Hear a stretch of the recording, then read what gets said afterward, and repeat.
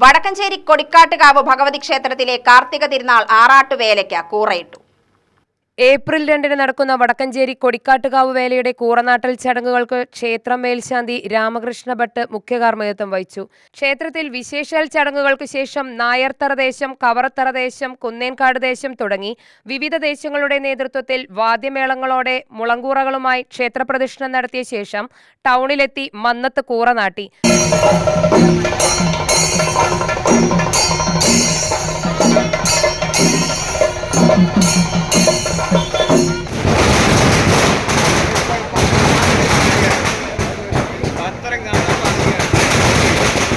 പിന്നീട് ഭഗവതിയാലിലും വേലമന്നിലും കൂറനാട്ടി. ദേശക്കാരനവർ VP ബാലൻ നായർ ആചാരപ്രകാരം അനുവാദം വാങ്ങിയാണ് കൂറനാട്ടൽ ചടങ്ങ് നടത്തിയത്. വെട്ടത്ത് Kannan Nair, V Radhakrishnan, VK Suresh Babu, Prakashan, Shibu, PT Sudheer Babu, Haridas Maruthur, Vasan, M Sivadas, M Sathyanarayanan തുടങ്ങിയവർ നേതൃത്വം നൽകി. UTV news, Palakkad.